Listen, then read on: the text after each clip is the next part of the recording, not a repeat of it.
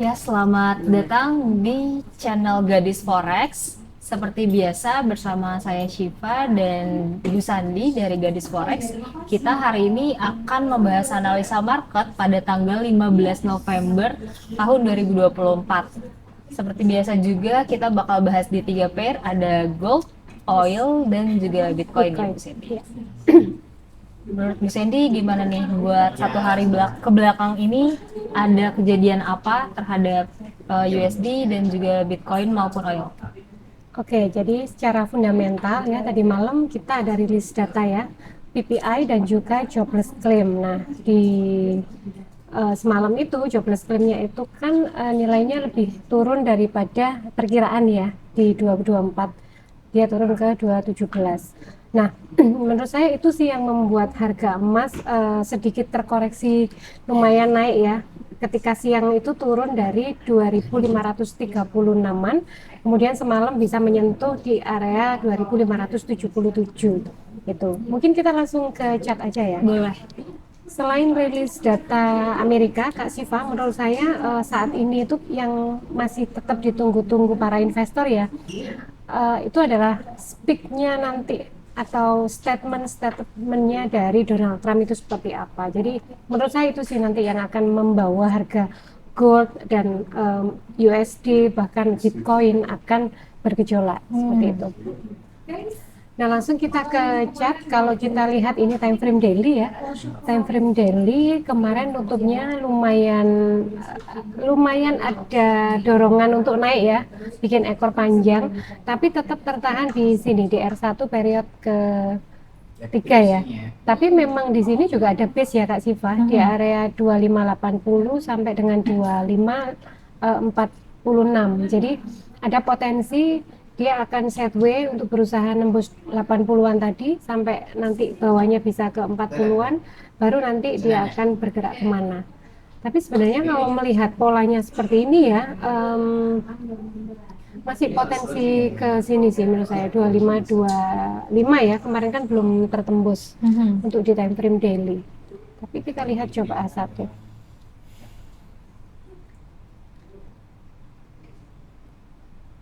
A1.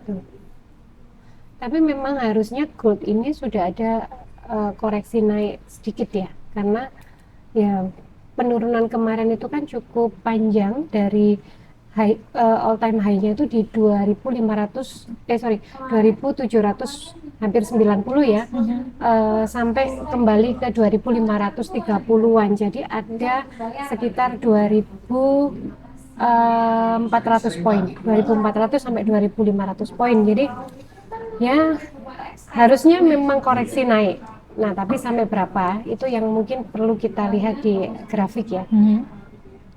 Nah, kalau polanya ini sendiri menurut saya dia tidak bisa bikin high lagi ya, higher high ya, tapi dia semakin menurun. Jadi nanti pertaruhannya itu di sini, di higher high yang tadi di sekitar 2570. Selain bentuk candlenya, dia juga ada S5 di period sebelumnya ya. Jadi 2570 ini akan menjadi penentuan. Kalau dia gagal naik, menurut saya dia akan potensi balik ke bawah lagi sekitar 2540. Tapi kalau memang ini juga break, nah dia akan nyentuh atau dia akan coba retest 2584 seperti itu. Apakah gold ini akan segera rebound? Kita masih tunggu sih, karena candle kemarin yang tadi daily juga masih tampak ragu-ragu. Kita tunggu konfirmasi candle hari ini ya, seperti itu Kak Siva. Kalau referensi pengambilan posisi, menurut saya bisa pasang buy limit ya di area sekitar 2550 sampai sini 2536. Tapi nanti kalau turun dari 2525, bawahnya 2525 ya ini bisa di stop loss. Jangan lupa pasang stop loss ya Bu, karena Jangan lupa secara pasang. tren kayaknya masih turun juga Masih sih. turun, betul. Cuman ini adalah angka-angka psikologi ya, karena sudah turun banyak, kita itu kan akan selalu berpikir harganya sudah di bawah, Harganya udah murah banget. udah murah banget, betul. Tapi ternyata trennya juga masih turun ya, belum ada konfirmasi naik. Jadi tetap pasang stop loss. Kemudian kalau misalnya mau pasang sell limit, bisa di area sekitar 2600 ya sampai dengan 2580. Ini di S2-nya ini bisa pasang sell limit. targetnya nanti tetap area di sekitar 25-50. Tapi sekali lagi kalau break area ini ya 2600-an break ke atas, mending di cut loss. Seperti itu Kak Siva. Masih masih belum firm naik atau turun sih menurut saya, karena candle kemarin juga masih ragu-ragu. Iya, belum ada konfirmasi juga sih buat saat ini ya Bu. Betul. Itu untuk gold. Oke, kita lanjut aja ya ke oil. Oke.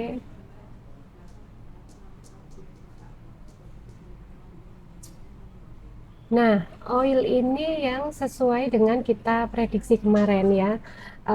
Semalam. Kemarin kita menyampaikan bahwa malam harinya itu ada berita tentang inventory crude oil ya. Dan benar kan kemarin tertahan di area itu ya 67, sempat turun ke 67. Dan tertahan di situ, terus kemudian dia naik ketika menjelang news itu, dia sudah naik tapi akhirnya tetap turun di bawah. Menurut saya ini sedang konsolidasi harga ya Kak Siva. Ini supportnya benar-benar ini sih ya, supportnya ini benar-benar tertahan di sini. Jadi kalau kesini lagi menurut saya bisa dibeli ya. Untuk oil masih tetap areanya tetap buy. Kenapa ini akan sulit ditembus? Karena menurut saya ini ada pivot di periode sebelumnya, kemudian ini sempat ada gap ya. Jadi ini akan menjadi area resisten yang cukup kuat Kak Siva di area 70 ini. Tapi kalau misalnya ini tertembus, sudah pasti dia akan balik ke sini 71.8 itu.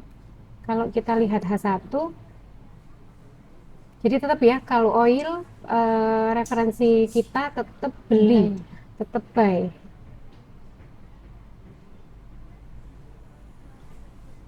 Walaupun udah naik tapi sepertinya belum telat untuk buy.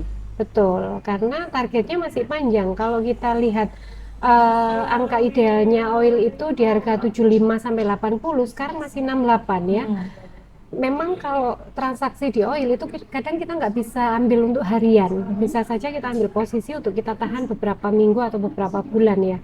Karena memang pergerakannya itu tidak se-volatile gold. Tapi ingat, oil ini kontrak size-nya atau pengalinya itu lebih besar daripada gold ya. 1 pip di belakang ini dikalikan $10 untuk transaksi per satu lotnya. Nah, ini sebenarnya enak Kak Siva. Tiap kali dia turun ke S2 ya sudah beli aja ya. Ya, selalu tertahan ya Bu. Betul. Nanti TP-nya di sini kalau mau ngambil tipis-tipis ya. Tapi kalau misalnya jangka panjang, di sini sudah bisa masuk ya. S2 bisa masuk buy. Nanti kalau dia turun ke S3 bisa collect buy lagi. Seperti itu. Jadi terkadang itu dalam transaksi ya, kita itu mungkin harus berani bersabar ya. Bukan hanya bersabar tapi berani bersabar. Karena untuk orang yang kemarin saya lihat channel YouTube-nya salah satu influencer ya, tapi dia transaksinya di Bitcoin. Ini sudah ya, kita mungkin ke Bitcoin. Kita lanjut dulu ke Bitcoin. Sambil saya cerita tentang salah satu YouTuber influencer ya, dia mengambil Bitcoin itu ketika, sebentar kita lihat dulu, dikecilin dulu aja. Oke, ini kan sideways lama ya. Iya, cukup lama dari Maret nih Bu. Betul, dari Maret sampai ini. Nah, ketika sideways, setiap kali dia berada di ini kan kalau kita gambar itu kan ada tren ya. Kayak ini garis resistennya betul. gitu ya. Nah, setiap kali dia menyentuh tren yang bawah, dia tuh selalu collect buy. Iya. Dan dia tahan ya, dia tahan sampai dengan kemarin dia baru lepas di harga sekitar 90. Coba bayangkan ya, dia cuma ngambil 0,5 lot, kalau nggak salah dia profit itu sampai 40.000 US hanya satu posisi. Coba bayangkan, itu sudah berapa ya, 40.000 US. Kalau kita kalikan kurs dolarnya itu 15.000 aja, itu sudah 600 juta. 600 juta. Betul ya? Oh iya, 600 juta ya. Nah, dia menahan hanya posisi 0,5 lot. Jadi dia dapat posisi benar-benar di bawah. Jadi sama kayak oil tadi. Kalau berani nahan ya, dapat angka di 60 atau bahkan 66 terus ditahan sampai ke harga 80 itu pasti cukup lumayan, tapi memang butuh waktu untuk Harus sabar. betul, butuh waktu untuk menunggu dan kita harus sabar gitu. Bitcoin pun ini berbulan-bulan dari Maret baru naiknya November. November benar hampir setahun ya, Hmm. hampir setahun. Dan kemarin itu ketika orang bilang bahwa Bitcoin akan naik, itu banyak orang yang nggak percaya. Jadi karena Karena memang merasa udah kemahalan terus mantul ke bawah terus ya, setiap kali nyentuh di 70 ya Bu. betul, lagi pula itu kan memang untuk orang yang tidak percaya bahwa Bitcoin ini memang bisa apa ya make money gitu ya, orang hanya melihat dari legalitasnya Kak Siva. Karena memang dia tidak legal, dia tidak diakui atau tidak disetujui oleh beberapa negara untuk alat transaksi ya.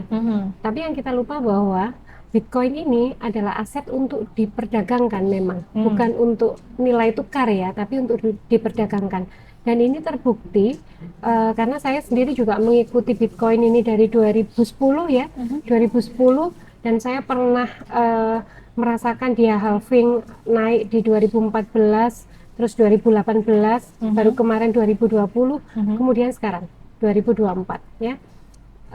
Kita yang hari Minggu itu bikin video ketika Bitcoin break di area 77, targetnya itu bisa ke area 110.000 karena ada pola cup and handle ya. Dan sekarang masih tertahan di area 93 sampai dengan 87. Jadi ya ini mungkin akan sideways dulu sebelum dia akan mengalami kenaikan kembali.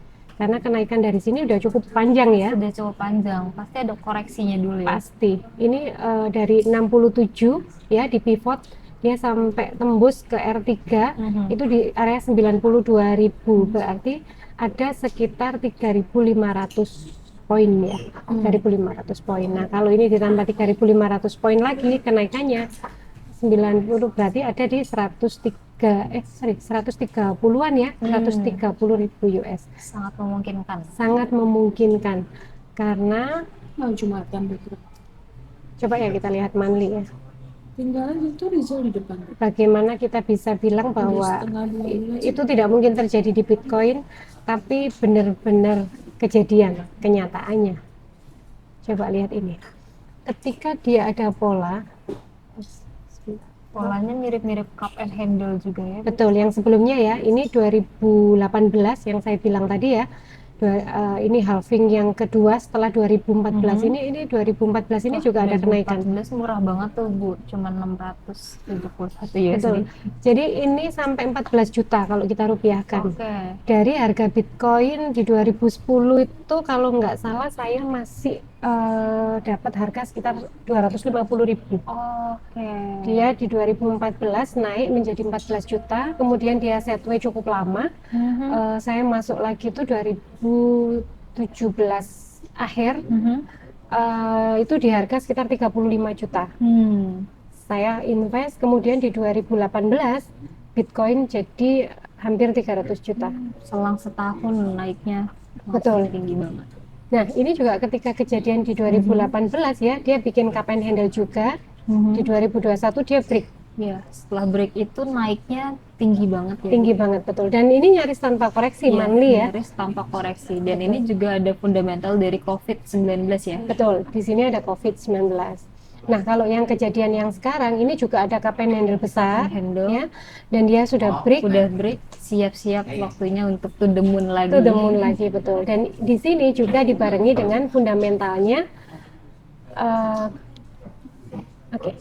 fundamentalnya kemenangan Trump ya kan, yang dibarengi dengan dia itu kan deket banget nih sama Elon Musk ya. Bahkan konon katanya Elon Musk ini mau diangkat jadi menterinya. Nah, sedangkan Elon Musk ini adalah salah satu pengusaha yang mengendorse cryptocurrency ya kan. Selain Bitcoin, dia pernah mengendorse Dogecoin itu dari harga sen ya, di sekitar 34 rupiah, itu naik menjadi di atasnya 1.000. Jadi itu naik sudah sekian ribu% gitu. Nah, makanya kalau ini nanti Elon Musk juga mengendorse kembali, potensinya masih tetap naik. Masih tetap naik. Ya, itu sih Kak Siva. Oke, Oke, itu analisa kita hari ini. Kalau Bitcoin masih bisa buy, tapi mungkin tunggu koreksi dulu ya. Tunggu koreksi. Oke, cukup sekian ya buat analisa hari ini. Semoga bisa membantu teman-teman dalam mengambil keputusan di dalam trading. Dan juga mau ngingetin kembali kalau kita nanti ada webinar berbayar tanggal 19 sampai 21 Oktober. Dan November. juga November ya.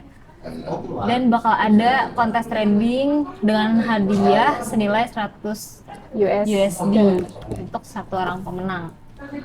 Ya, buat infonya nanti bisa dibaca lagi. Mungkin cukup sekian dari aku dan Bu Sandi. Thank you. Kita ketemu lagi di video besok ya. Dadah. Dadah.